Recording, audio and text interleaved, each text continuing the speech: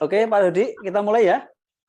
Romo, Bapak Ibu sekalian, kita akan mulai sesi malam hari ini, pertemuan ke-11.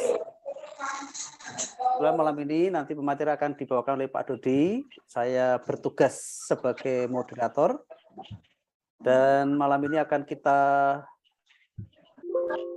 buka dengan doa. Tolong Ibu Astuti untuk pimpin doa pembukaan. Monggo. Yes. Mari Bapak Ibu kita hening sejenak untuk berdoa. Dalam nama Bapa dan Putra dan Kasih, amin. Terima kasih atas karunia-Mu, atas kebersamaan malam ini, di mana kami akan belajar, akan mendengarkan para pemateri. Berkatilah Romo, Bapak Ibu yang hadir pada malam hari ini, agar malam hari ini materi yang kami terima bermanfaat bagi langkah kami ke depan. Tuhan, lancarkanlah acara pada malam hari ini dan berkatilah selalu. Bunda Maria, sertailah kami. Kemuliaan kepada Bapa dan Putra dan Roh Kudus, seperti pada permulaan, sekarang, sepanjang segala abad. Terpujilah Bunda Maria, Santo Yusuf dan Yesus. Sekarang dan selama-lamanya. Amin. Dalam nama Bapa dan Putra dan Roh Kudus. Amin. Terima kasih. Mohon maaf, Romo. Sinyalnya. Oh, tidak apa-apa. Mendekati tanggal tua ini semua itu kayak sinyalnya emang suka padat ya. Saya juga. Apalagi saya. Wah, Pak Dodi tanggal 6 terus ya. Ya, tanggal tua kan harus menyediakan dana, Pak. Romo, Bapak Ibu sekalian, mendekati sesi akhir dari rangkaian seluruh TOT kita. Ini pertemuan ke-11 dan minggu depan itu berarti pertemuan terakhir. Terima kasih atas kesetiaan Romo, teman-teman, Bapak Ibu semua, para peserta training, atas kesetiaannya untuk meluangkan waktu mendengarkan, belajar mengenai KPAP yang baru ini. Dan malam hari ini materi akan dibawakan oleh Pak Dodi. Adapun tema kita pada malam hari ini adalah gereja dan keterlibatanku. Diharapkan dengan belajar tema pada malam hari ini, nanti para calon pasutri itu bisa disadarkan atau diberi pengertian bahwa sebagai sebuah keluarga, suami istri itu punya tanggung jawab juga di dalam kehidupan menggereja dan terlibat di dalam kegiatan-kegiatan gereja, baik dalam liturgi maupun kegiatan peribadatan atau kegiatan sosial lainnya. Harapannya para calon pasangan ini sungguh-sungguh menyadari tanggung jawab mereka sebagai anggota gereja. Nah, bagaimana dan apa yang mesti dilakukan dan juga bagaimana bentuk-bentuk keterlibatan itu nantinya. Nah, malam hari ini Pak Dodi akan mengupas, menyampaikan materi berkaitan dengan tema tersebut. Selanjutnya, oh ya, untuk pertanyaan silahkan nanti dituliskan di chat ya. Jadi nanti kami akan menyampaikan pertanyaannya berdasarkan urutan di chat. Bahwa kemudian nanti ada 1-2 yang perlu kami bisa tanya langsung itu nanti tergantung kondisi. Kalau memang pertanyaannya perlu diperjelas secara langsung. Pak Dodi, untuk materi kira-kira berapa menit? Ya, sekitar 45 menit, Mas. Oh, baik. Materi 40 menit. Kemudian nanti juga kita lanjutkan dengan tanya jawab sepuasnya. Maksimal sampai jam 2 pagi ya. Ya. Pak Lili nggak bisa makan nanti. Baik, Bapak sekalian, Romo, Bapak sekalian, segera waktu dan tempat kami persilakan Pak Dodi, monggo, silakan. Matur nuwun Mas Hari. Selamat malam Romo, Bapak Ibu semua, berkah dalam. Tengah dalam. Bapak Ibu, mungkin lebih baik kalau Bapak dan Ibu sudah menyiapkan buku KPHB, materi KPHB yang baru, yang gede, yang bagus itu ya. Karena kita akan berbicara nanti tentang apa yang ada di dalam buku ini. Sudah pada buka semua atau nunggu share screen? Ya, saya harap nanti tetap ada yang membaca, karena bukunya itu bagus sekali. Bukunya tebal, cetakannya bagus, warna-warni, sangat mudah dipahami. Baik, Bapak Ibu, Romo, mohon izin untuk memulai.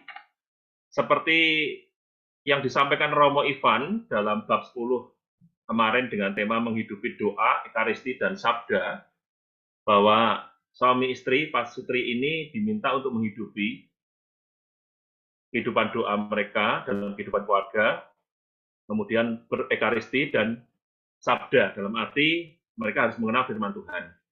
Nah, hari ini, seperti disampaikan Mas Hari tadi, para pasutri ini, calon pasutri maksud saya, diajak untuk mengenal kenapa mereka harus tahu gereja dan harus terlibat seperti apa. Karena sebetulnya di dalam sabda Tuhan, dalam apa yang disampaikan Romo Ivan minggu kemarin, hari ini kita menemukan atau kita mendapatkan suatu peneguhan dari firman Tuhan. Dari firman Tuhan itu, izin share ya.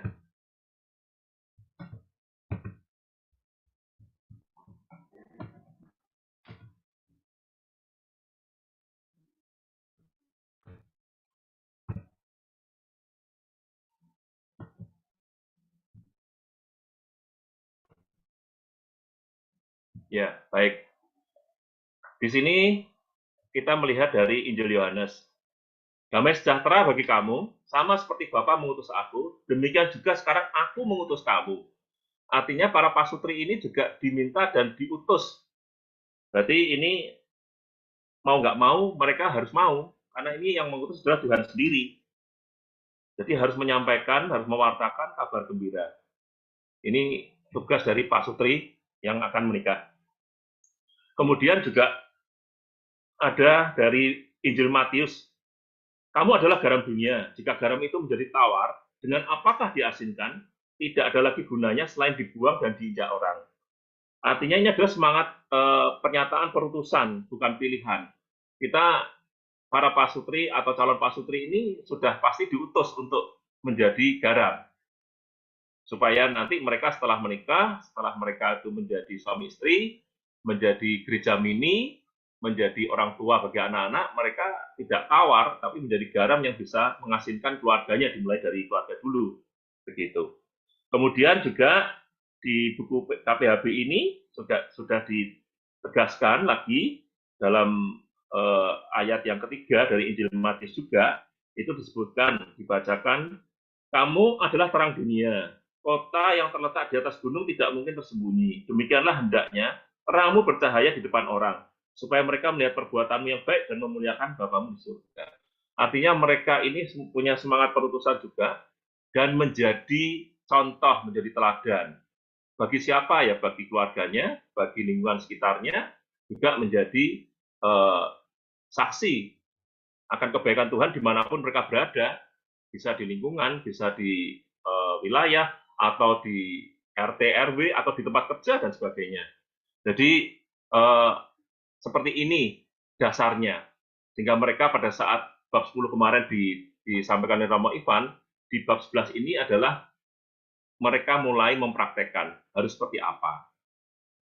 Nih.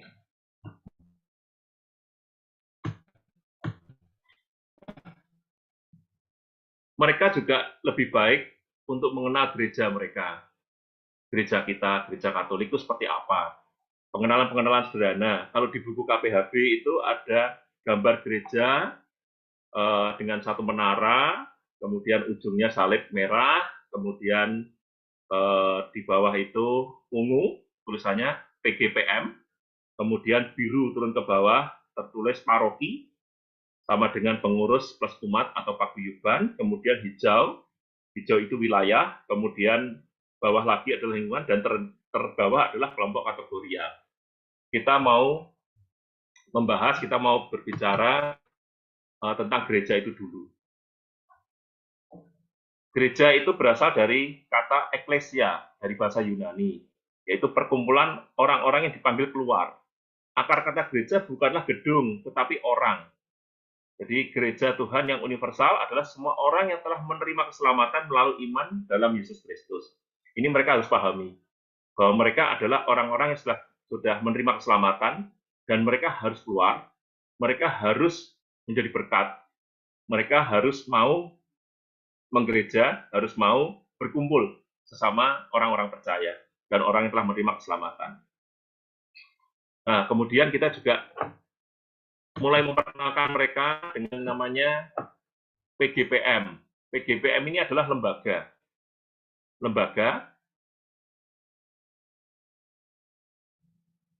dan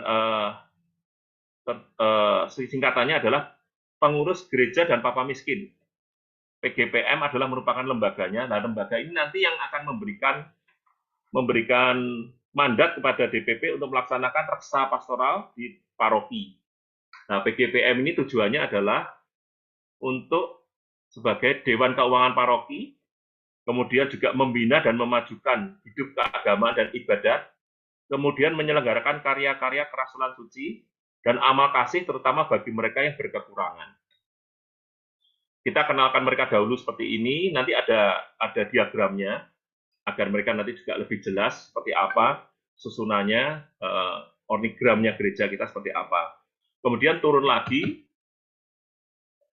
apa yang dimaksudkan dengan paroki? Paroki adalah persekutuan umat beriman Kristiani di teritorial tertentu yang dibentuk tetap dalam keuskupan, yang reksa pastoralnya di bawah otoritas uskup dan dipercayakan kepada pastor paroki sebagai gembalanya sendiri. Jadi gembala di paroki adalah pastor parokinya.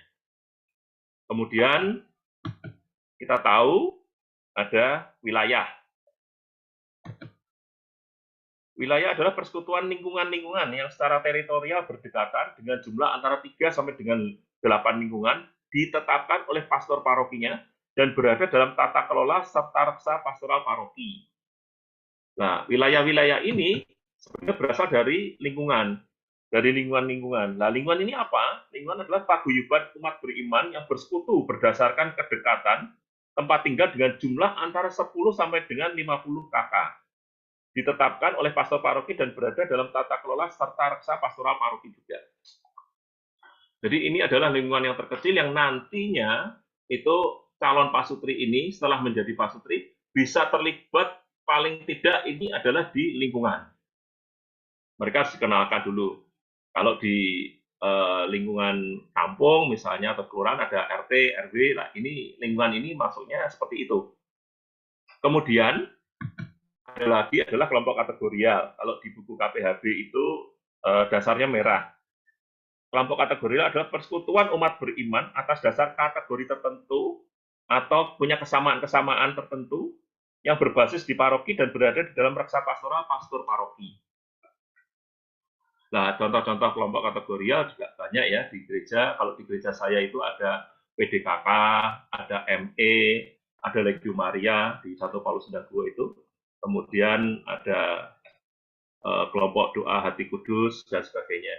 Nah, mereka ini nanti menjadi dasar bagi orang-orang yang ingin berkegiatan membangun di luar lingkungan, tetapi tetap mengacunya untuk memberkati paroki. Demikian. Dan di keVKPan kategorial Keuskupan Agung Semarang ini kalau nggak salah itu sudah ada 95 sampai dengan 100 kelompok kategorial yang terdaftar. Jadi banyak sekali. Dan mereka memang nanti diarahkan untuk menjadi berkat buat paroki masing-masing karena penggembalaan mereka nanti di paroki. Nah, kemudian di Dewan Pastoral Paroki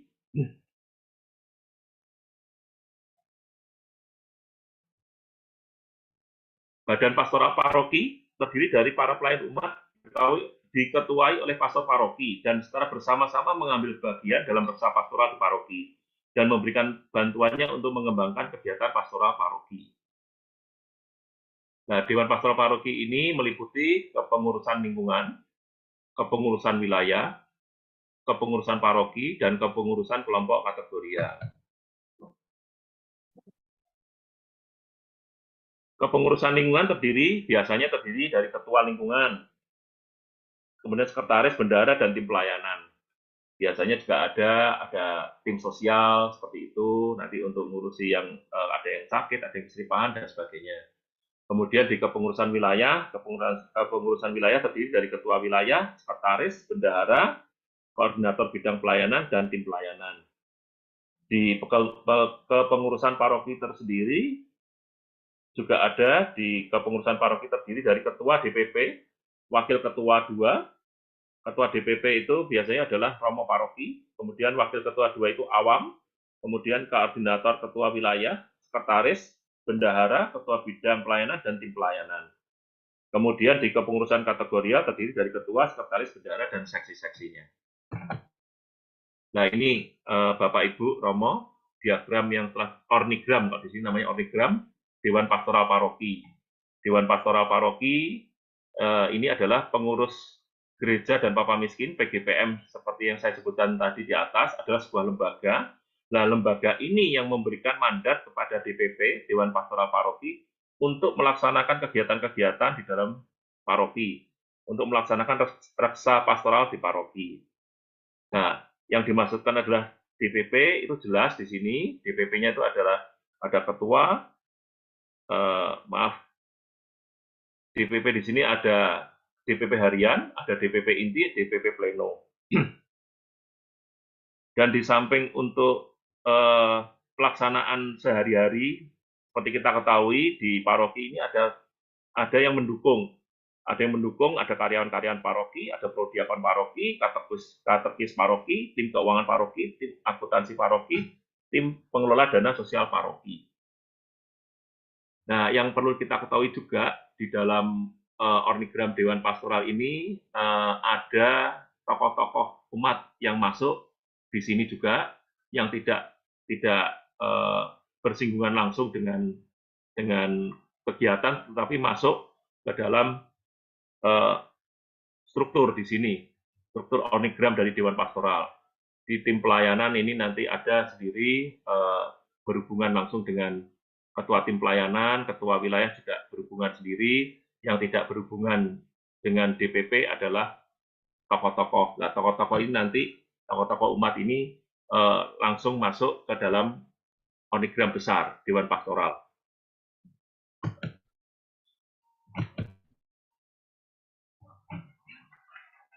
Yang dimaksudkan reksa pastoral itu apa? Reksa pastoral adalah kegiatan pelayanan penggembalaan umat agar umat semakin Kristiani dan mampu menciptakan tatanan hidup yang dijiwai nilai-nilai Kristiani, serta visi gereja dapat dicapai, yaitu visi gereja di Keuskupan Agung Semarang ini visinya adalah rikas. Nah, di sini reksa pastoral paroki meliputi tata penggembalaan, tata kelola administrasi, dan tata kelola harta benda. Untuk tata penggembalaan meliputi 6 bidang, yaitu ada bidang liturgi, pewartaan, karya kemasyarakatan, paguyuban, rumah tangga, dan litbang. Nah, tujuan akhir dari reksa pastoral paroki tadi adalah terlaksananya dengan baik tritugas dari Kristus, tritugas Kristus, yaitu menjadi imam, nabi, dan raja.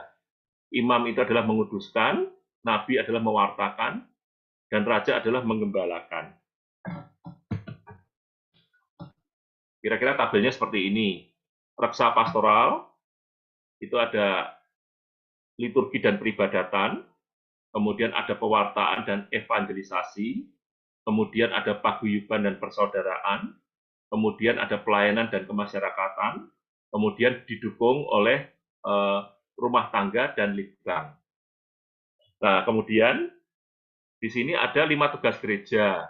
5 tugas gereja yaitu liturgia, kerigma, koinonia, diakonia, dan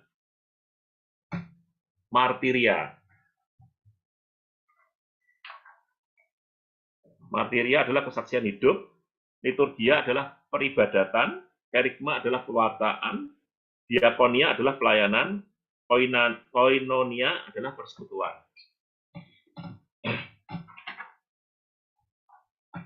Kemudian 3 dari tugas Kristus adalah menjadi imam, nabi, dan raja. Menjadi imam, nabi, dan raja nanti kita bicarakan di selanjutnya. Kemudian visi Rikas adalah beriman, bermartabat, dan sejahtera. Rikas itu apa sih? Rikas itu adalah rencana induk Keuskupan Agung Semarang, yaitu cita-cita jangka panjang Keuskupan Agung Semarang, yaitu cita-cita ini sampai dengan tahun 2035. Rikas dibagi dalam beberapa roadmap atau arah dasar, yaitu cita-cita pendek Keuskupan Agung Semarang.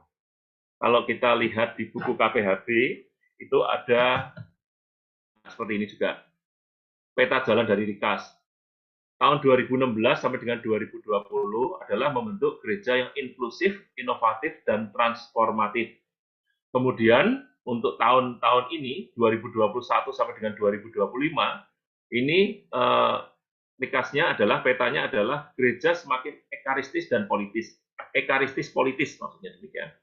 Kemudian tahun 2026 adalah sampai dengan 2030, gereja yang bahagia, inspiratif, dan menyejahterakan. Kemudian tujuan akhirnya adalah gereja bentara peradaban kasih, yaitu suburnya peradaban kasih yang kita harapkan nanti tahun 2031 sampai dengan 2035.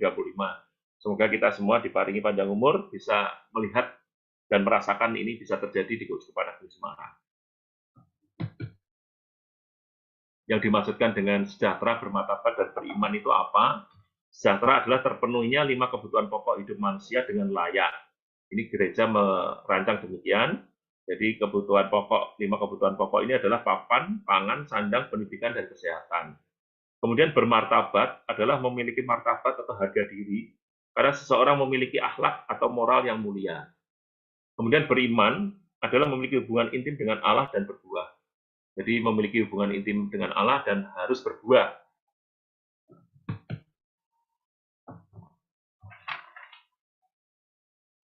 Romo, Bapak, Ibu semuanya, kita ajak para pasutri ini, kalau mereka menanyakan harus bagaimana, kita mau terlibat bagaimana.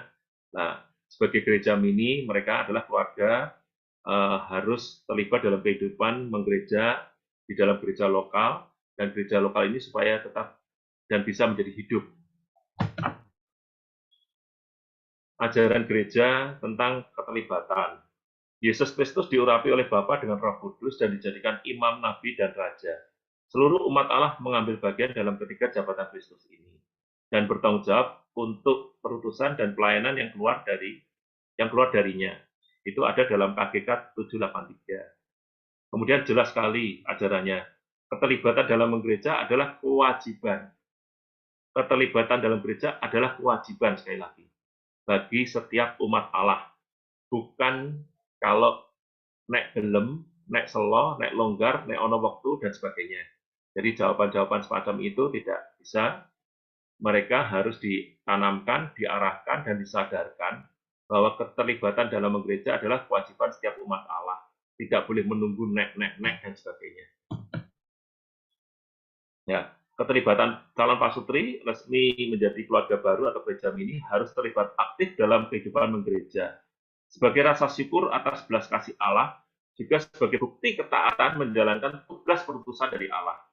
Jadi ini, kehidupan menggereja ini sebagai ucapan syukur, membalas kasih Tuhan atas kehidupan mereka. Mereka telah menjadi suami istri, menjadi gereja mini, punya anak, punya keturunan, mereka mendapatkan berkat dan sebagainya. Mereka harus terlibat sebagai balas kasih atas apa yang telah diberikan oleh Allah dalam tugas perutusan ini. Kemudian sangat disayangkan bila pasutri kemudian menjadi pasif dan tenggelam dengan alasan sibuk ngurus anak. Kalau nggak punya anak, bingung bagaimana caranya supaya bisa cepat punya anak. Setelah punya anak, malah nggak menggereja karena alasannya momong anak dan sebagainya. Itu diminta mereka untuk bisa mengatur, memanage waktu mereka untuk tetap bisa melayani di gereja. Dan kalau ada alasan juga karena masalah duniawi, mereka terlalu sibuk dengan bekerja, ya mungkin harus diingatkan juga bahwa mereka tetap harus terlibat. Sekecil apapun keterlibatan mereka di gereja itu dibutuhkan agar lingkungan mereka hidup, wilayah mereka hidup, paling tidak di lingkungan mereka datang sebulan sekali di pertemuan. Kalau memang ada kesusahan, keseripahan, sakit, mereka terlibat untuk menjenguk, mendoakan bersama, dan sebagainya. Kemudian di wilayah juga dan di paroki mereka terlibat dalam kegiatan-kegiatan yang bersama-sama. Ya. Romo, Bapak Ibu semuanya, di sini dibuatkan diagram bagaimana keterlibatan pasutri di dalam gereja. Terlibat sebagai imam itu seperti apa? Tugasnya menguduskan. Menguduskan itu bisa di dalam kegiatan liturgia atau peribadatan. Keterlibatan dalam peribadatan ini seperti mengikuti perayaan iman. Yang wajib harus kita ikuti adalah Ekaristi mingguan. Ini wajib sebagai umat Katolik. Kita harus menerima tubuh Kristus paling tidak seminggu sekali. Ini wajib. Kemudian ada mengikuti misa Jumat pertama, menjadi anggota kelompok-kelompok devosi, mengikuti doa atau ibadat lingkungan, kegiatan-kegiatan lingkungan seperti saya sebutkan tadi, kemudian menjadi petugas liturgi, tata laksana, menjadi tatib, menjadi kolektan, menjadi parkir, dan sebagainya. Banyak yang bisa dilakukan di dalam, mohon maaf, kalau di peribadatan menjadi petugas liturgi dan tata laksana di liturgi. Kemudian semakin menghidupi doa dan ekaristi, semakin tahu, semakin paham, semakin menghayati kehidupan dalam peribadatan Katolik. Kemudian pertanyaan lagi, bagaimana para pasutri ini bisa terlibat dalam pewartaan, bisa menjadi katekis, bisa menjadi pemandu sarasehan lingkungan, bisa memastikan semua, ini bukan bisa ya, ini wajib kalau ini, memastikan semua anaknya menerima sakramen inisiasi, yaitu baptis, ekaristi, dan penguatan. Nah, seperti dalam janji perkawinan di dalam gereja Katolik, bahwa mereka harus mendidik anak-anak mereka menjadi dalam iman Katolik. Kemudian mendampingi iman anak-anak, bisa dalam doa setiap hari, misbah doa, membaca Alkitab, dan sebagainya. Baik secara pribadi maupun dalam keluarga atau dalam kelompok-kelompok. Kemudian keterlibatan dalam pelayanan. Keterlibatan di sini yang dimaksudkan adalah mereka diajak untuk terlibat tidak hanya di dalam gereja, tetapi juga dalam lingkungan sekitar. Bersedia menjadi pengurus atau pelayan lingkungan di paroki maupun di wilayah maupun di kelompok kategorial. Kemudian kepengurusan teritorial dan kategorial ini juga membutuhkan kader-kader baru. Dari pasutri-pasutri yang baru ini diminta untuk mulai mau masuk ke dalamnya. Karena mereka semua itu adalah calon-calon yang menggantikan yang sepuh-sepuh. Harus ada regenerasi. Seperti itu. Kemudian menjadi terlibat di dalam kepengurusan RT, RW, kalau di desa ada dusun, menjadi pengurus LKMD atau apapun yang menunjukkan bahwa umat Katolik ini adalah umat yang peduli, tidak hanya pada diri pribadi maupun gerejanya, tapi mereka peduli pada lingkungan. Begitu. Kemudian di bidang pendanaan gereja seperti kolekte, persembahan, bulanan, caos dan romo, dan lain-lain.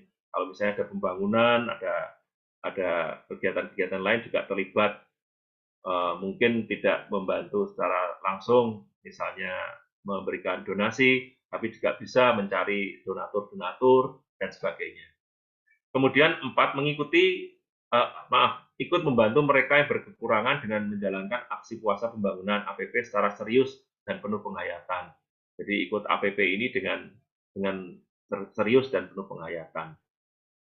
Kemudian apabila di gereja ada bakti-bakti sosial, kegiatan-kegiatan yang berfungsi sosial, mereka terlibat aktif di sana. Bagi apapun, sekecil apapun keterlibatannya, mereka diminta untuk terlibat.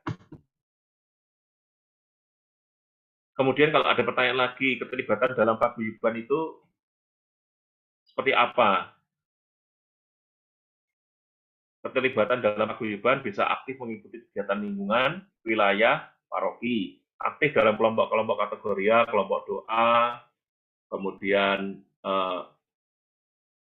bisa juga membantu di TPKP, TPKL, tim pastoral keluarga, juga terlibat dalam ormas-ormas Katolik, mengikuti kegiatan atau retret-retret atau rekoleksi pasutri, dan nanti setelah mendapatkan ilmu di sana juga bisa melayani di paroki, menjadi tim-tim pendamping keluarga, kemudian menjadi tim pastoral keluarga, seperti itu.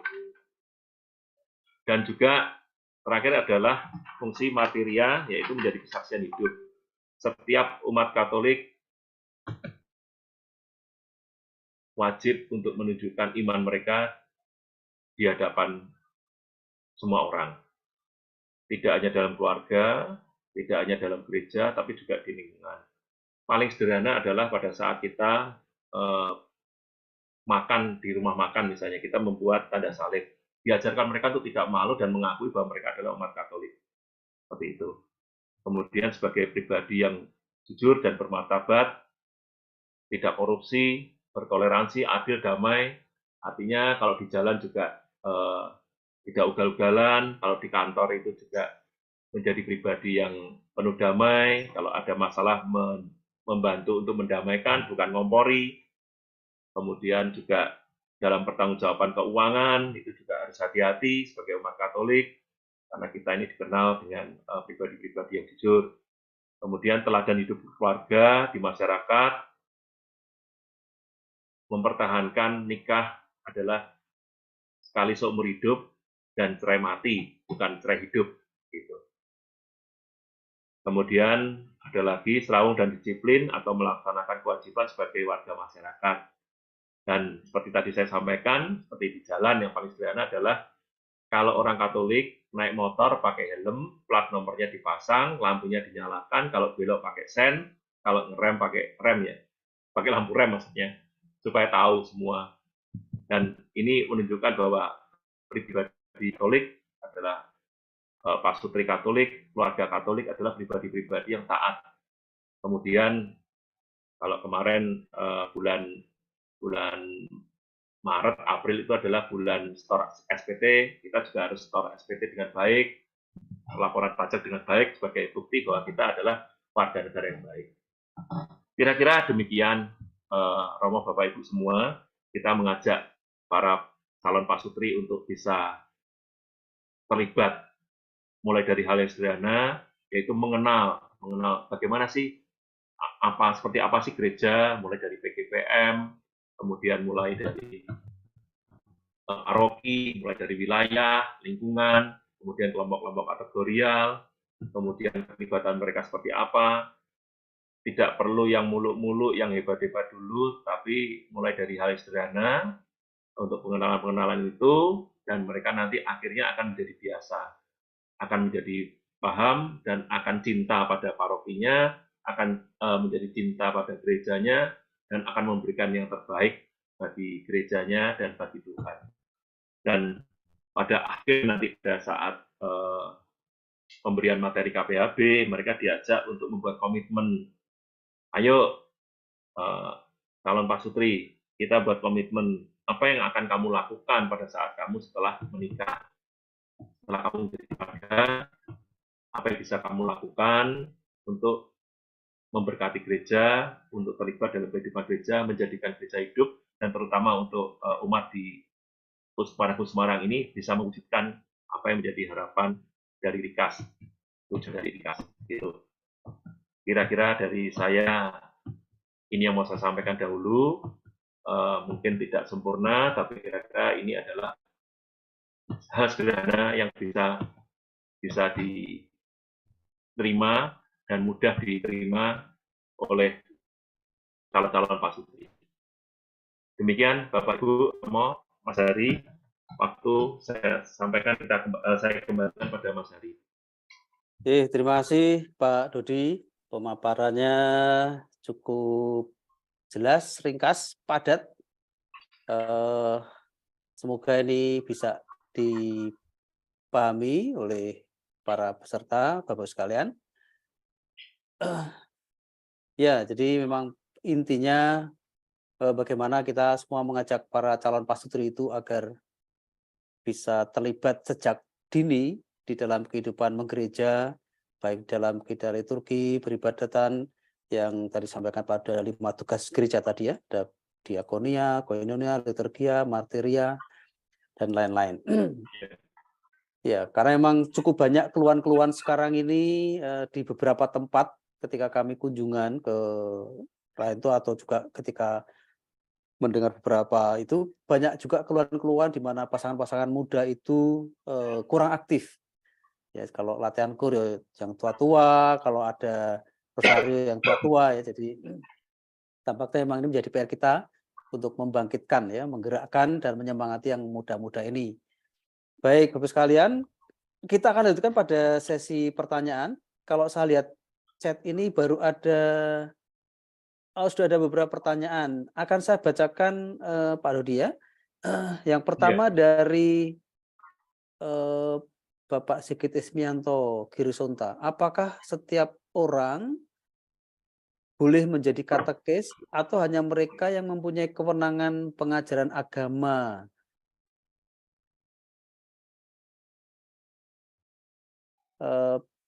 Silakan Pak Dodi, nanti satu persatu aja langsung Satu dijawab. persatu ya. Ya, satu persatu aja. Dari Pak Sigit Ismianto ya.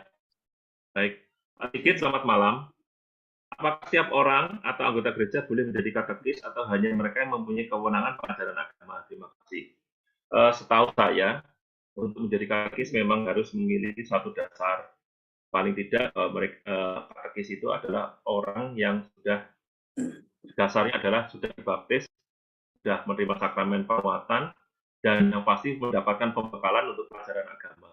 Nah, pembekalan ini mungkin dari romo paroki yang bisa memastikan atau dari kewenangan gereja yang lain yang memastikan. Dan untuk menjadi katekis ini, apakah mereka layak atau tidak, itu adalah wewenang dari romo parokinya atau otoritas di atas romo paroki yang menentukan. Jadi ini sebetulnya mereka semua bisa selama mereka memenuhi dasar untuk bisa menjadi katekis. Mereka adalah Katolik yang sudah menerima sakramen inisiasi dan mereka memiliki dasar ilmu yang diperoleh dari latihan tertentu. Begitu Pak Sigit. Baik, terima kasih Pak Dodi penjelasannya. Begitu ya Pak Sigit. Kita lanjutkan dengan pertanyaan kedua, itu dari Bapak Julianto, Semarang Indah. Pertanyaan adalah, tidak semua pasangan peserta KPHB adalah Katolik. Ya, maksudnya ini ada yang campur ya, kawin campur ya. Bagaimana menjelaskan mengenai keterlibatan di gereja itu kepada mereka yang khususnya non-Kristiani? Nah, monggo Pak Dodi. Ya, makasih Pak Yulianto. Tidak semua pasangan peserta KPHB adalah Katolik. Bagaimana menjelaskan bab keterlibatan di gereja pada mereka yang khususnya yang non-Kristiani? Pertama-tama seperti tadi disampaikan bahwa kita memperkenalkan gereja kita dulu. Meskipun mereka bukan Katolik, salah satu pasangan itu bukan Katolik, tapi yang pasti yang satu adalah Katolik. Kalau masuk dalam gereja kita. Kita perkenalkan gereja Katolik dengan segala keunikannya, kekayaannya, seperti apa, terus organisasinya seperti apa, lembaganya seperti apa. Kalau nanti mereka tergerak mau memberkati menjadi bagian dari gereja Katolik, puji Tuhan, kita sudah menjalankan fungsi kita di dalam pewartaan.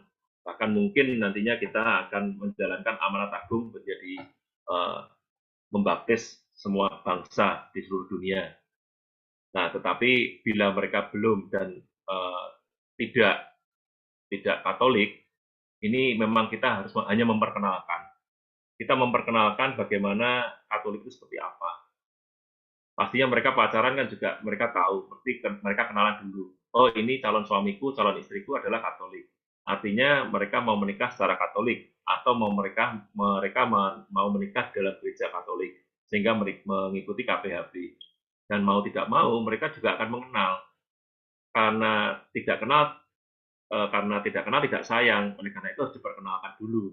Nah, masalah nanti akhirnya mereka mau atau tidak mau itu pribadi mereka, dan bila nanti dari fasilitator itu bisa mendampingi terus, apabila ada pertanyaan, mendampingi terus dengan kasih, dengan lembut, akhirnya mereka juga semakin cinta dengan gereja Katolik puji Tuhan kalau mereka memang mau masuk Katolik, sehingga mereka bisa terlibat secara langsung dalam berbagai kegiatan setelah mereka menjadi benar Katolik, suami istri Katolik. Tapi bila tidak pun tidak masalah, yang penting kita sudah memperkenalkan gereja kita seperti apa dan apa yang harus kita lakukan. Karena semua ajaran di gereja ini adalah ajaran baik dan ajaran kasih. Kalau mereka mau membuka diri, tidak menutup diri, saya yakin kok mereka akan bisa paling tidak mengizinkan pasangannya untuk terlibat. Minimal itu.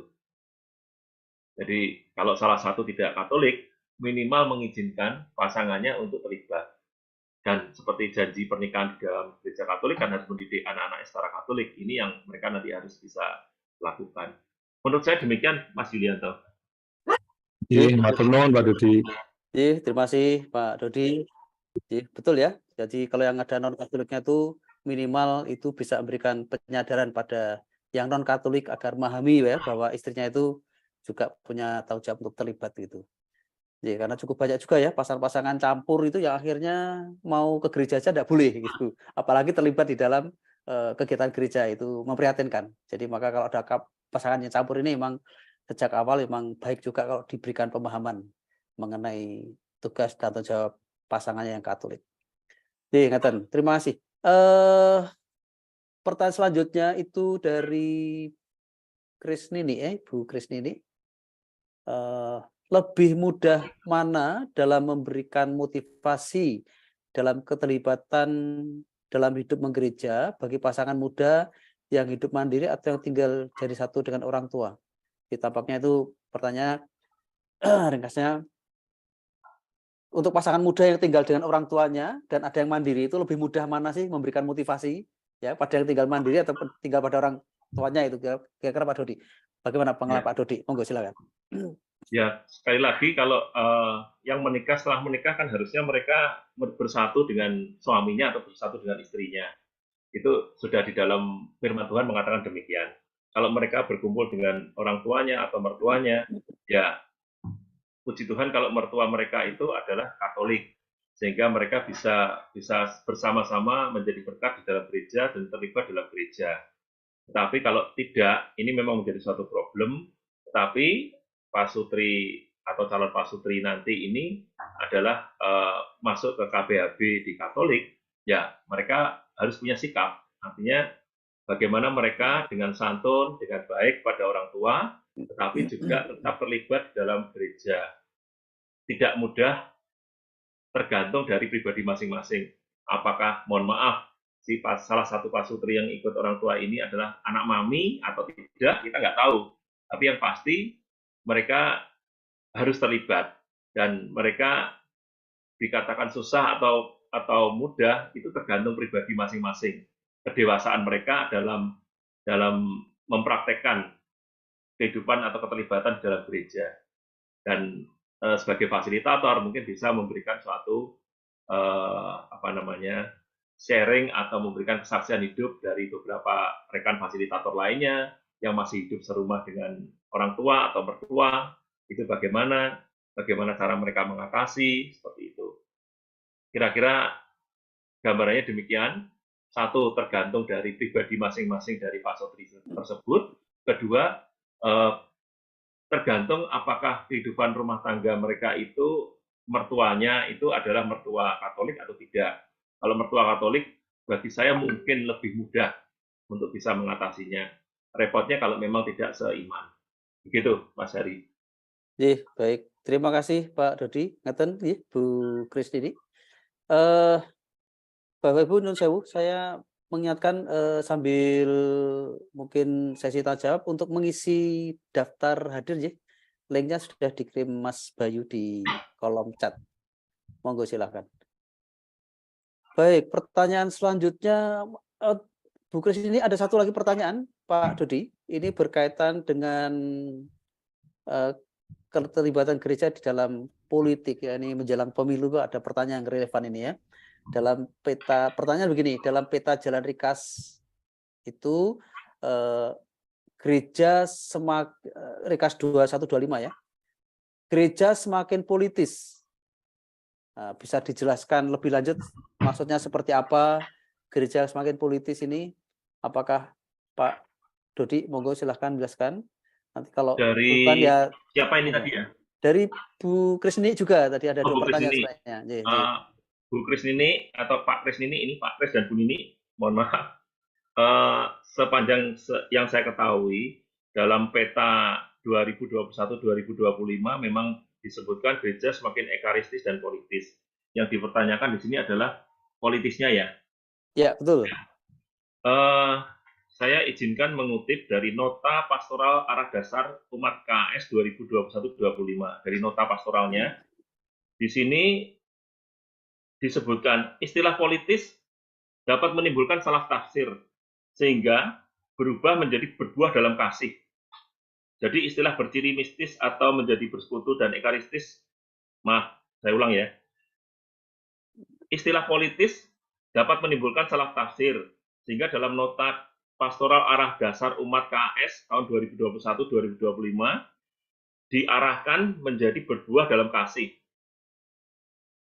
Tertulisnya demikian, tapi nota Pastoral Arah Dasarnya disebutkan bahwa politis ini dirubah menjadi berbuah dalam kasih. Jadi mungkin lebih luas ya, tidak semata-mata politis, tapi kegiatan-kegiatan yang berbuah dalam kasih. Nah, kalau kegiatan politik itu berbuah kasih, berbuah kebaikan untuk umat, untuk bangsa dan negara, itu boleh kita lakukan. Jadi tidak politik atau politis dalam arti sempit, tapi adalah politis yang berbuah dalam kasih. Ini yang saya tadi pelajari dalam nota pastoral arah dasar umat KS tahun 2021 dan 2025. Begitu. Jadi yang dimaksudkan politis itu adalah yang berbuah kasih. Semua kegiatan-kegiatan, jadi tidak hanya kegiatan politik praktis ya, tapi semua yang bisa berbuah kebaikan, berbuah dalam kasih. Begitu, Mas Kris Nini atau Mbak Kris Nini. Terima kasih. Bu Kris Nini, apakah cukup bisa menjawab? Nanti kalau kurang jelasnya ada Romo Ivan yang bisa Ya, menjelaskan. Pak, cukup, Pak. Oh, ya. Ikut nyoblos itu juga itu politis itu. Ya, tanggung jawab kita ikut nyoblos. Tanggung jawab kita supaya berbuah untuk kebaikan ya, bangsa dan negara. Nyoblos yang baik ya kan gitu. Ya, nyoblos yang baik. Jangan asal nyoblos atau tidak nyoblos, kita nggak boleh. Iya, betul. Oke, baik. Ini ada pertanyaan lagi dari Pak Budi Cahyo Santoso. Apakah sebaiknya yang menyampaikan materi dari unsur Dewan Paroki agar lebih komprehensif dalam menjelaskan dan memberikan contoh-contohnya? Ini monggo ditanggapi. Jadi ya. Pak Sinten ini? Pak Budi Cahyo. Pak Budi. Kita semua bisa menyampaikan karena ini adalah pengenalan yang praktis. Kalau memang seperti kita di KPHB ada materi tentang reproduksi, tentang KB dan sebagainya, itu memang sebaiknya adalah seorang dokter yang menyampaikan. Tapi untuk ini, karena ini pengenalannya secara sederhana, mungkin tidak perlu. Tetapi bila di dalam paroki masing-masing ada DPPH yang mau dan bisa nggak apa-apa. Jadi demikian. Jadi tidak wajib, tetapi juga yang bisa dan memang menjabat di Dewan Paroki Harian untuk bisa menjelaskan. Demikian. Jadi saya 3 tahun yang lalu menjadi bagian dari DPPH, tapi tahun ini saya tidak karena regenerasi. Nah, sedikit-sedikit juga bisa menjelaskan tentang apa yang dikerjakan, apa yang dilakukan, sehingga tentang PGPM itu seperti apa, kemudian saya juga anggota PGPM, seperti PGPM itu adalah ada Romo Paroki, kemudian ada bendahara, kemudian ada sekretaris, kemudian ada 2 anggota. Ini yang memberikan mandat atau memberikan kekuasaan kepada Dewan Pastoral untuk melaksanakan kegiatan di paroki. Nah, selama Dewan Pastoral ini bisa, Romo mungkin boleh sebagai ketua DPPH, kemudian sebagai ketua PGPM untuk membantu menjelaskan. Tetapi tidak wajib. Itu lebih baik kalau memang ada. Demikian. Baik. Karena sifatnya pengenalan, Mas Heri. Cukup menjawab ya, Pak Budi. Yang penting menguasai materinya. Iya. Baik. Ini pertanyaan selanjutnya dari Edi Ayu, ini Bapak atau Ibu ya. Pertanyaannya begini, kaitannya dengan orang muda yang kurang aktif. Umumnya pasangan muda itu tidak aktif di gereja karena alasan pekerjaan. Bagaimana strategi yang tepat yang bisa disarankan bagi pasangan muda supaya mau terlibat? Nah, ini persoalan klasik ini, Pak Rudi. Orang muda ya, pasangan muda ya, sulit. Monggo silakan. Ya, boleh minta izin Mas Hari. Tadi Mas Hari di awal menyampaikan pada saat saya setelah menjelaskan materi ini, Mas Hari mengatakan bahwa di lingkungan di gerejanya Mas Hari juga demikian. Ada kejadian demikian. Mungkin Mas Hari bisa membantu menjawab. Tadi saya mengatakan bahwa di beberapa tempat saya menjumpai sharing-sharing yang mengatakan bahwa orang muda, keluarga muda itu sulit ya untuk diajak berkegiatan. Nah, lalu bagaimana sih strategi yang tepat? Ya, persoalannya memang keluarga muda itu kan umumnya masih mengejar karir ya, kemudian kehidupan ekonomi juga belum mapan gitu ya, gitu. Dan setiap kali ada pertanyaan seperti ini ya memang lalu tidak, menurut hemat saya memang tidak ada satu strategi rumus yang tepat ya. Tetapi yang paling baik ya, menurut saya paling baik adalah bahwa di mana ada kegiatan ada TPKL misalnya di paroki itu ada TPKP, TPKL, maka TPKL inilah yang kemudian selalu mencoba untuk menyemangati, mendorong, mengajak ya dengan tidak bosan. Pasti alasannya itu selalu klasik, waduh baru pulang kerja, waduh masih capek, aduh masih ngurusi anak gitu ya gitu. Pasti begitu ya. Tetapi yang penting adalah jangan ditinggalkan. Meskipun selalu punya alasan, tetapi jangan ditinggalkan. Kemudian ya sudahlah, sekali dua kali diajak nggak mau, ya sudah. Setelah itu tidak pernah diberitahu gitu ya. Nah itu jangan ditinggalkan. Tetap selalu diingatkan. Kalau misalnya di lingkungan itu ada grup WA ya tetap dimasukkan, disapa. Ketika TPKL ini salah satu misi dari tim pastoral keluarga lingkungan itu ya salah satunya adalah ini menyemangati, memotivasi pasangan-pasangan muda terutama ya yang tidak aktif ini untuk terlibat, memberitahu aneka macam pelayanan di gereja, mengajak, mendorong gitu ya. Jadi salah satu yang itu bisa dilakukan itu. Tidak ada satu resep yang manjur untuk semua hal, tetapi seraya kita memahami kesulitan-kesulitan mereka, tapi selama kita bisa menjadi teman seperjalanan, teman dekatnya pasangan muda ini, maka berharap ya semoga lama-lama tersentuh ya. Nek bolak-balik dicedai, didekati gitu ya sesuai mungkin sungkan juga ya.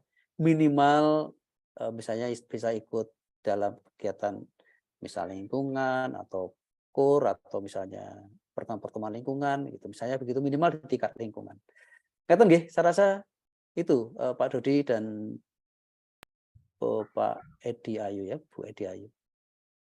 Tetap jangan Mas Hari. Itu pencerahannya. Sami-sami. Pertanyaan selanjutnya ini dari Pak Sigit Ismianto lagi ya, dari Girisota. Bagaimana dalam kehidupan sehari-hari ketika kita mempengaruhi orang lain untuk menuju ke arah kebaikan adalah berpolitik atau kegiatan politis?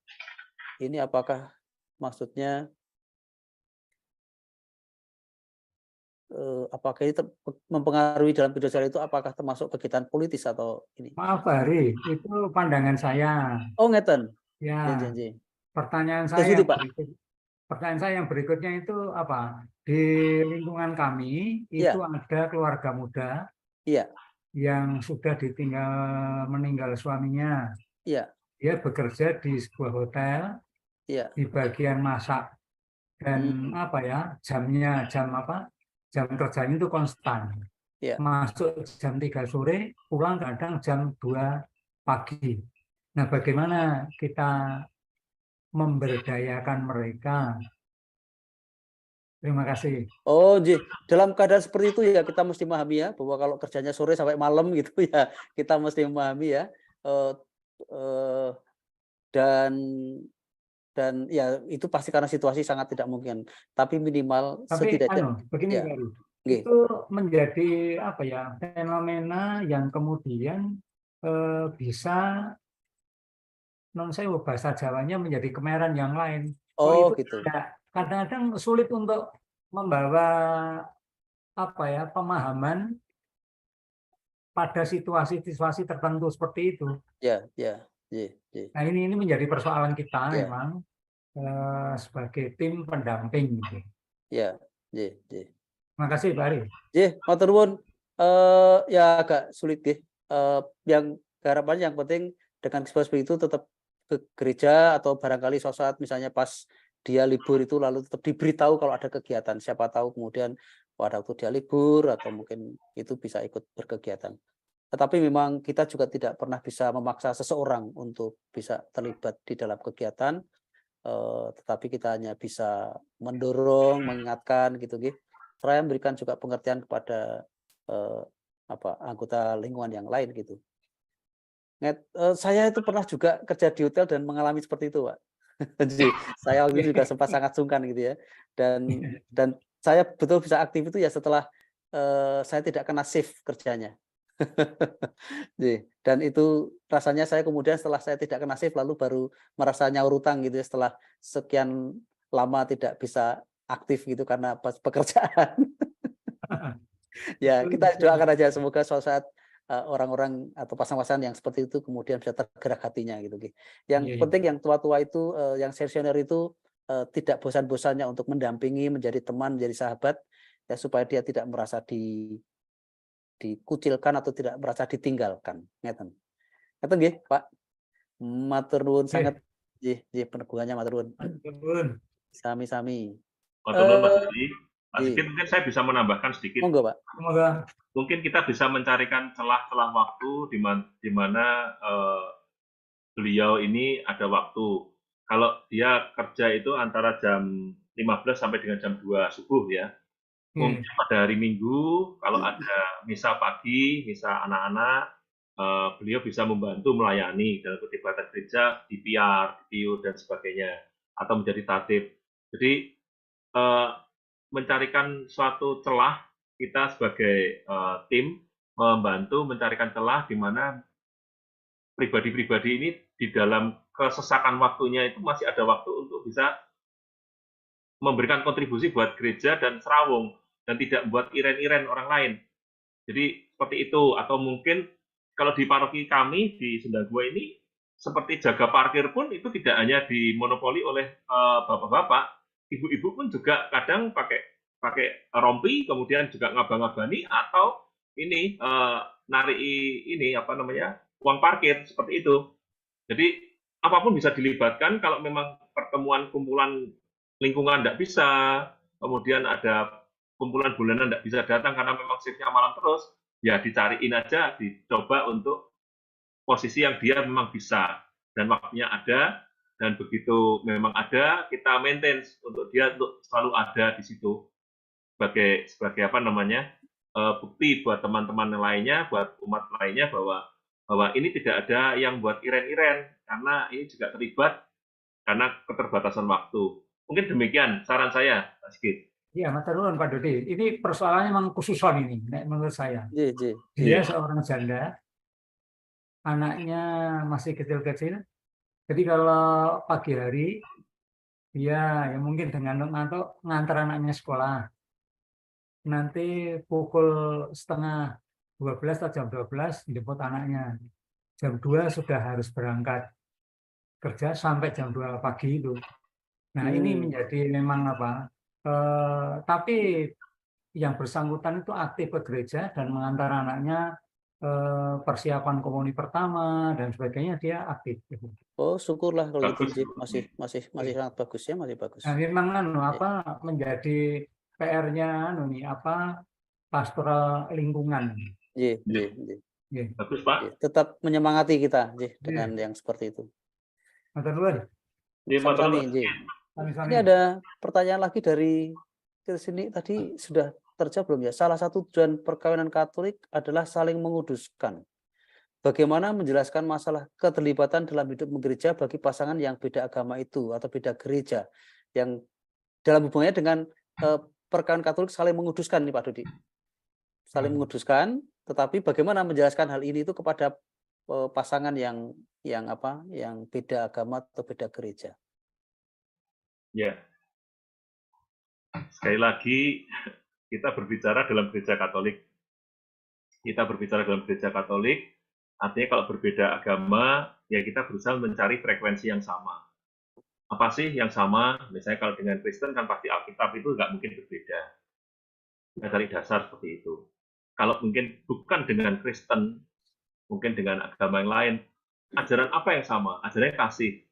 Kita masuk di situ, kita berbicara tentang bahasa kasih. Karena bahasa kasih itu kan tidak mengenal suku, bangsa, ras, dan bahkan binatang pun mengerti bahasa kasih kan begitu. Jadi kalau kita ngomong menguduskan, ya kita mencari perumpamaan tentang pengudusan seperti apa. Kalau memang bukan Katolik, ya kita berbicara tentang kalau memang bukan Katolik tapi Kristen, kita bisa berbicara di dalam firman Tuhan, di dalam Alkitab. Tapi kalau memang bukan dari beragama Katolik atau Nasrani atau Kristen, kalau mungkin Buddha dan sebagainya, kita bisa berbicara dalam bahasa kasih. Tapi kalau memang di saudara kita yang Muslim ada ketentuan yang mengizinkan dan sebagainya, lah ini yang frekuensi ini yang mungkin agak sulit. Tapi ini harus disadari dan harus dipahami oleh pasutri yang sudah memutuskan untuk menikah beda agama. Dan kita sebagai tim pendamping di dalam gereja, di paroki, ya kita hanya bisa mengarahkan. Sekali lagi, fungsi kita adalah mewartakan. Kita bisa menjadi nabi, kita bisa menjadi mewartakan, menguduskan, mengajarkan kekudusan, tapi untuk mereka mau melakukan atau tidak, istilah kudus bagi mereka seperti apa, frekuensinya nggak sama dengan kudus menurut Katolik seperti kita. Kalau kudus seperti kita adalah bahwa satu pasangan itu adalah monogami, tapi di satu sisi ada di agama lain yang boleh poligami. Nah ini kan juga mereka mengatakan itu kudus juga. Nah ini frekuensi yang agak sulit. Tapi kita tidak usah terlalu berpolemik seperti itu. Kita kembalikan pada mereka bahwa kalian berdua menikah beda agama itu sudah pasti punya konsekuensi masing-masing. Jadi harus tahu. Nah, bagaimana lebih dominan mana nanti si Katoliknya atau yang non-Katoliknya begitu. Menurut saya demikian dari siapa ini tadi? Dari Chris ini ya. Pak Chris dan Bu Nini juga. Ya. Terima kasih Pak Dodi atas penjelasannya. Ini tidak ada pertanyaan lagi. Saya mau sharing sedikit karena belum ada pertanyaan. Sambil nunggu nanti ada pertanyaan. Boleh ya Pak Dodi ya? Saya sharing sedikit untuk melengkapi pertanyaan ini. Di lingkungan saya ini baru-baru saja saya didatangi oleh satu pasangan kawin campur, di mana suaminya itu beda agama ya, Muslim, dan istrinya itu Katolik. Dan usianya 75 tahun dan suaminya itu minta dibaptis. Datang pada saya, terus saya carikan katekis dan sekarang ini sedang pelajaran. Tapi yang menarik, pasangan ini adalah yang istrinya itu sejak muda itu aktif di gereja, aktif kur terutama ya, paramenta aktif banget. Dan suaminya ini adalah seorang pemain keyboard. Tetapi suaminya ini juga sejak pasangan muda itu dengan senang hati kalau misalnya pas lingkungan kami itu kur, yang mengiringi justru suaminya yang Muslim ini, mengiringi di kur. Gitu. Jadi karena yang suaminya ini sangat memahami bahwa ketika dulu menikah di gereja itu bahwa istrinya itu punya tanggung jawab ya untuk sebagai orang Katolik ya, sangat memahami iman pasangannya yang Katolik ini, sehingga yang suaminya ini betul sangat memahami, bahkan juga terlibat di dalam kegiatan gereja, terutama kalau kur dia mengiringi meskipun dia tetap Muslim dan sampai usia 75 tahun itu tetap Muslim. Tetapi dalam perjalanan itu juga pasangan ini itu ada mengalami riak-riak dalam rumah tangga, bahkan juga hampir patah gitu ya, hampir pisah gitu ya. karena suatu hal, tetapi kesetiaan yang pasangan Katolik ini karena sudah dulu janji menikah di gereja, maka karena kesetiaannya maka kemudian suaminya itu kembali ke rumah dan bertobat, baik kembali.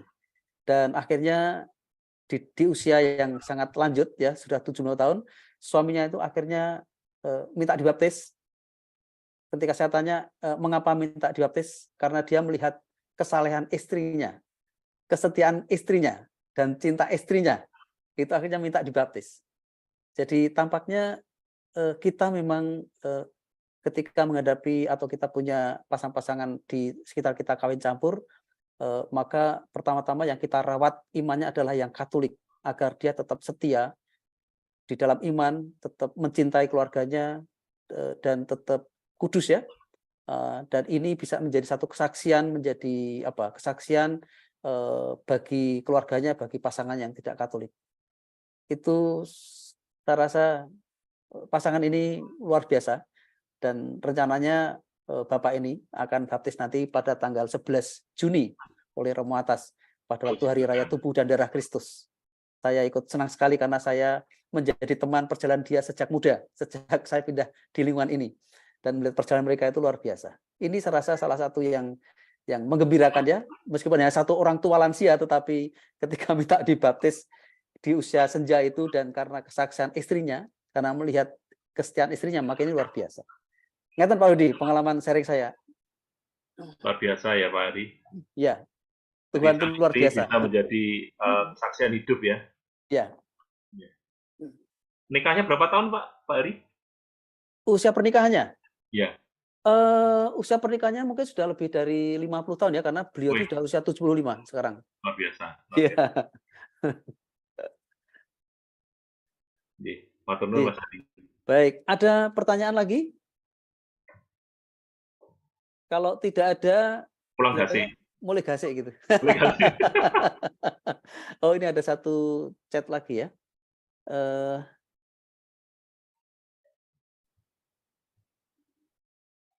Ada satu chat dari, kok judulnya penonton ya, PD. Tapi saya bacakan aja lah, ini siapa tahu ini peneguhan ya. Oh, Bondalam ya. Salah satu yang biasa saya ingatkan kepada calon mempelai, oh ini peneguhan ya, saksian nih. Bapak silahkan dibacakan saja sendiri, silahkan barangkali sharingnya baik. Monggo silahkan. Bapak penonton dari Bondalam ini. Monggo sharing, silahkan dibuka mic-nya. Terima kasih. Saya Romo Willem dari. Oh Romo. Selamat malam Romo, mohon maaf. Romo, maaf. Aduh. Ketulis penonton Romo. Saya pakai nama penonton karena kalau saya masuk ke ke komuni pertama, kemudian baptis itu, katekumen segala itu, supaya mereka tidak sungkan-sungkan gitu ya kalau mau tanya dan sebagainya. Gitu. Ya, kalau nanti tahu yang nonton Romo, saya juga grogi Romo. Ya. Ini pengalaman saya sejak 30 tahun yang lalu, karena ada banyak kesulitan soal umat yang itu tidak terdaftar di lingkungan, terutama untuk anak-anak yang belajar di luar kota, di kota lain atau di luar negeri gitu ya. Lalu nanti kalau ada masalah, ada urusan, lalu jadi sulit. Maka setelah ngomong-ngomong juga dengan Dewan Paroki, dengan Romo-Romo, rekan Romo, saya sampai sekarang mulai kira-kira sebelum reformasi itu selalu menganjurkan pada calon mempelai, kamu daftar di lingkunganmu, dimanapun kamu tinggal, ya, masih bersama orang tua atau sudah rumah sendiri, apakah itu rumah sendiri atau kos atau kontrak, silahkan tetap mendaftar. Nah, nanti kalau kontrak terus tidak kerasan 2 bulan sudah pindah, gimana Romo? Ya enggak apa-apa. Ya, kalau pindah ya pamit, lalu daftar di tempat yang baru. Nanti repot daftar terus. Saya beritahu, saya yakin itu para pengurus lingkungan itu dengan hati terbuka akan menerima Anda. Silakan daftar, tapi kami tidak bisa seperti tadi disampaikan, ada banyak kesulitan, terutama soal pekerjaan ya, yang selalu dapat shift malam atau yang memang pekerjaannya apa namanya bakul bakmi. Nah itu bukanya pancen sore tekan bengi. Itu kan tidak mungkin ya. Itu kalau kalau meninggalkan warungnya, warung emplek-emplek pinggir jalan itu ya orang untuk duit tenan ya. Langganane melayu kabeh repot. Saya bilang, meskipun Anda tidak sempat itu ikut kegiatan lingkungan, silahkan tetap tetap mendaftar di lingkungan. Ini pengalaman saya dan rasanya memang waktu itu kebetulan, ada yang kebetulan ketika reformasi, ketika ada rusuh-rusuh itu, kemudian sangat memudahkan. Jadi ada yang kemudian merasa beruntung karena ada anaknya yang di Solo, ada anaknya di Jakarta, yang tidak terdaftar di lingkungan masing-masing, saya nggak bisa menghubungi gitu. Tapi yang terdaftar di lingkungannya, saya coba telepon parokinya, saya coba telepon diberi nomor ketua lingkungan atau pengurus lingkungan, lalu bisa menghubungi dan semuanya bisa menjadi lebih enak gitu ya. Demikian juga pada saat aman-aman seperti sekarang ini, rasanya kok menjadi lebih mudah kalau ada urusan-urusan gitu ya. Itu jadi saya biasanya menganjurkan demikian. Apakah baik kalau ini juga disampaikan di dalam kursus perkawinan? Maaf saya nggak tahu istilah baru, tapi pokoknya tahu saya istilahnya ya kursus perkawinan. Itu saja. Aku wong kuno ya. KPHB Romo. Ya apa singkatan apa kuwi mbuh. Sorry. Katekesa persiapan hidup berkeluarga. Oh ya. Jadi itu saja. Terima kasih sarannya Romo.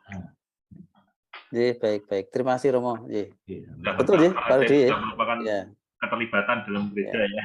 Justru keterlibatan tuh dalam gereja itu dimulai dengan mendaftarkan diri di lingkungan, itu dimulai dari situ. Betul. Anak-anaknya juga ya diajari daftar.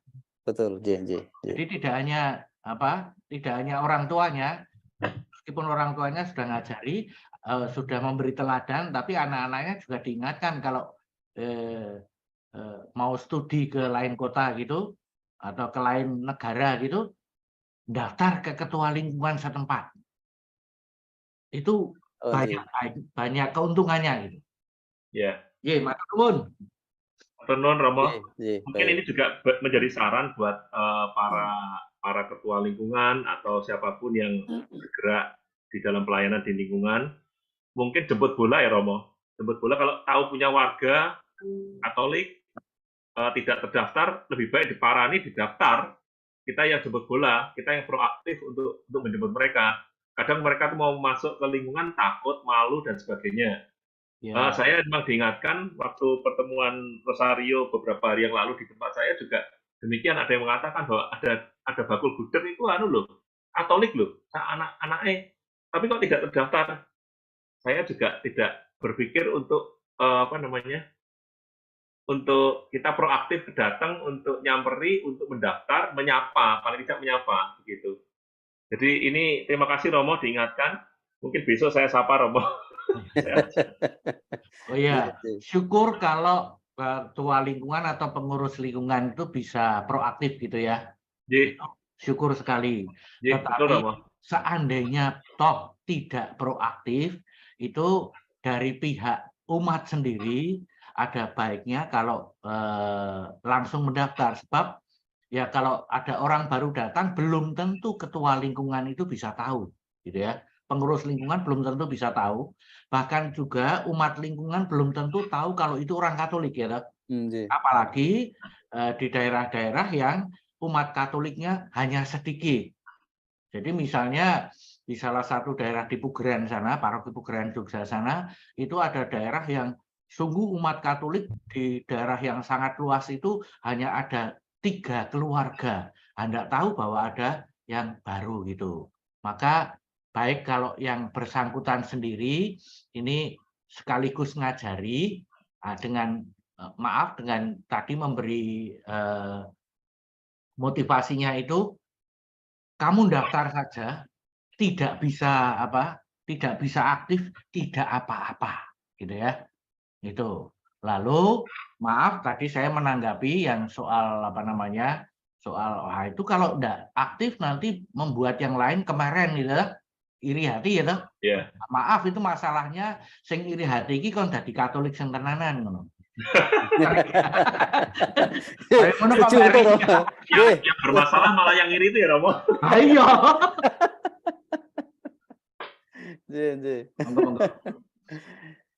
Baik. Baik Romo, matur nuwun. Terima kasih Romo. Pak Dodi, ini sebenarnya ada pertanyaan yang temanya itu sebenarnya tidak sesuai dengan tema kita malam hari ini, tetapi berkaitan dengan masalah keabsahan perkawinan nih. Barangkali nanti kalau misalnya Romo Ivan atau Romo Willem barangkali bisa membantu menjawab. Pertanyaan itu dari Pak Priyo Purbiantoro. Seorang pria PNS berhasil cerai di pengadilan negeri dengan istrinya yang menghilang. Tapi dulu kawinnya Katolik ini.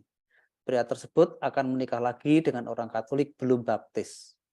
Bagaimanakah pandangan gereja untuk kedepannya? Nah, ini sebenarnya kasus lebih. Pak Dodi menanggapi atau barangkali tapi maaf yang pertanyaannya kurang relevan dengan tema malam ini, tapi karena tidak nanti di WA ke saya saja. Oh, Romo. Ya. Jelas ada Romo Ivan kayaknya lebih baik. Ya, nanti untuk kasus perkawinan di WA ke saya tanggapi. Oh, Jabri aja Romo. Jabri ya Romo. Ya. Lepas dari Romo. tema. Oh, nanti saya Pak Romo Ivan. Ya, saya kirimkan ke Romo Ivan aja. Baik. Terima kasih Romo. Nanti Jabri, karena memang setiap kasus itu memang bisa berbeda-beda kasusnya, Baik. Oh, ini ada pertanyaan lagi Pak Dodi. Ya. Dari Edi Ayu Gerbong. Gerbong itu Gereja Bongsari. Oh, Gereja Bongsari. Oh, ya. Ya, Pak Sutri Edi Ayu. Kadang-kadang ada warga Katolik yang pindah rumah, namun tetap lebih senang aktif di lingkungan yang lama. Bahkan tidak mau kakak Katoliknya dipindah ke lingkungan yang baru. Bagaimana sebaiknya ketua lingkungan yang baru menyikapinya ini? Wah, ini kayaknya tadi jawabannya ada di Romo Willem tadi ya. Tapi ini pas masalahnya pasangan ini yang tidak aktif ya, dia tetap masih kepengen di gereja yang lama itu. Gimana Pak Dodi menanggapinya, monggo? Sudah dijawab di chat sama Romo Willem ini. Daftar di tempat yang baru, mau tetap aktif di tempat lama boleh kok. Ada beberapa keluarga sudah lebih dari 30 tahun pindah, tapi masih tetap setia pada aktif di paroki yang lama. Nah itu sudah dijawab Romo. Yang penting dijawab.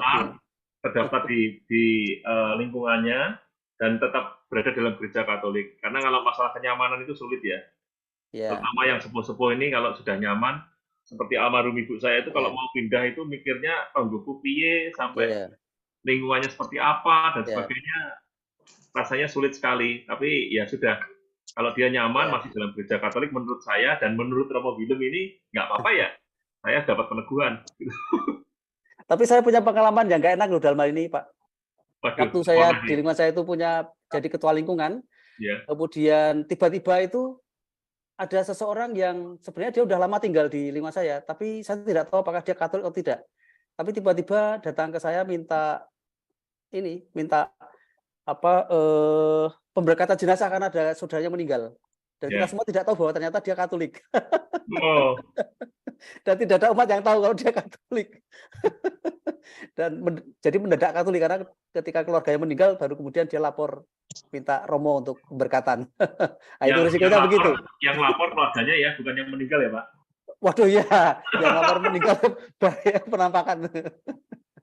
Ya, tapi memang sebaiknya kita menyarankan untuk lapor di lingkungan setempat ya, karena minimal lapor dan ya, karena kalau ada apa-apa, ada pelayanan apa atau itu kita bisa terlibat. Jadi gitu. Baik, ada pertanyaan? Tidak ada Pak Dodi. Baik, monggo silahkan barangkali ada kata penutup peneguhan dari Romo Ivan. Kami persilakan Romo Ivan.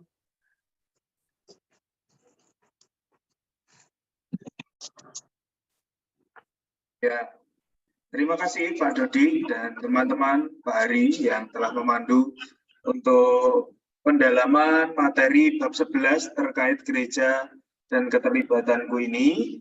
Seperti halnya di dalam pertemuan yang lalu saya katakan, bab ini sebenarnya kita diundang untuk mengajak atau menyadarkan para calon pasutri itu untuk mereka itu mengungkapkan dan mewujudkan iman. Ya, mengungkapkan iman yang bab lalu itu sudah kita bahas bersama bagaimana doa, ekaristi, dan juga sabda itu dihidupi di dalam kepasutrian mereka. Tetapi iman yang berbuah tentu juga perlu diwujud nyatakan dalam tindakan nyata, konkret, atau bahasa tadi adalah sebenarnya politis. Itu bukan diartikan politis praktis, kita ikut anggota partai dan pilih ini dan pilih itu. Sebenarnya kalau dilihat di dalam akar bahasanya, politis itu lebih tepat tadi dikatakan di dalam nota pastoral ya, berbuah kasih artinya berdampak. Iman itu tidak hanya menjadi kesombongan iman ritualistik belaka, tetapi harapannya iman itu berbuah dalam sikap tindak tanduk kita, termasuk juga di dalam keterlibatan. Maka frame besarnya seperti itu. Di bab 10 dan 11 itu agar iman pasutri itu diungkapkan dan juga diwujudkan. Ada sebuah buku yang mengatakan iman itu harus diungkapkan di altar, tetapi juga harus diwujudkan di pasar. Ya, membedakan antara altar dan pasar ini menarik judul buku itu, dan ini sangat menegaskan bahwa iman kita tidak bisa kemudian kita hanya menikmati dalam arti doa, adorasi, ungkapan-ungkapan iman di altar, tetapi juga panggilan kita adalah ya kita harus terlibat di dalam masyarakat. Nah, berpolitis itu dalam arti ya iman kita buahkan kasihnya itu di dalam masyarakat. Kalau bahasa Keuskupan Agung Semarang itu bagus sekali. Kita diundang untuk mewujudkan peradaban kasih, ya, peradaban kasih. Nah, Ibu Bapak, tadi seperti halnya disampaikan oleh Pak Dodi, kita bersama-sama diperlihatkan bagaimana kita menghantar para calon pasutri itu untuk menegaskan jati diri gereja. Sekali lagi, gereja itu jangan disempit artikan hanya bentuk bangunan fisik, gereja dengan bangku dan sebagainya. Tetapi gereja siapa ya? Adalah kita sendiri. Dan besok Minggu kita rayakan kelahiran gereja dalam perayaan Pentakosta, di mana para rasul bersama Bunda Maria menjadi sebuah gereja, kelahiran gereja perdana itu sendiri. Siapa itu gereja? Gereja adalah kita. Nah, kemudian juga pentingnya mengenalkan tentang kekayaan-kekayaan gereja Katolik. Kekayaan gereja Katolik perlu ditekankan untuk memberikan kebanggaan kepada terutama orang-orang Katolik, tetapi juga dalam arti tertentu kita memperkenalkan kepada teman-teman tadi seperti yang disebut-sebut, bisa jadi yang mengikuti KPHB tidak orang Katolik, Romo. Bagaimana? Paus Fransiskus itu menekankan demikian di dalam dokumen. Kepada mereka di dalam situasi-situasi khusus, misalnya untuk persiapan perkawinan kedua, bila mana yang pertama telah dibatalkan atau sudah diceraikan oleh Allah, atau mereka yang mau menikah di dalam dispensasi beda agama, beda gereja, Paus Fransiskus itu menghimbau supaya mereka diberi pendampingan khusus. Pendampingan khusus kepada mereka yang adalah para calon manten yang dengan kondisi-kondisi khusus. Memang ini tidak mudah untuk diterapkan, kita mencari waktu saja, jenengan mau melayani untuk memberikan KPHB itu sudah luar biasa, tetapi kalau itu bisa dibuat pendampingan khusus bagi mereka pasutri-pasutri dengan situasi khusus itu alangkah lebih baik.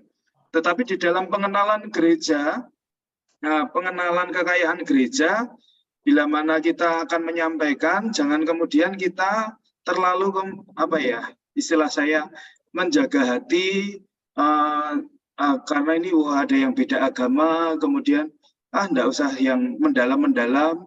Nanti malah justru poin penting tidak tersampaikan kepada orang yang Katolik. Tadi poinnya Pak Hari sebenarnya yang kita kuatkan pertama-tama ya saudara-saudara kita yang orang Katolik itu yang mau menikah dengan orang Katolik, syukur-syukur bila mana yang kemudian menikah dengan orang Katolik, mereka yang tidak Katolik itu juga akhirnya mengenal tentang kekayaan gereja Katolik ya.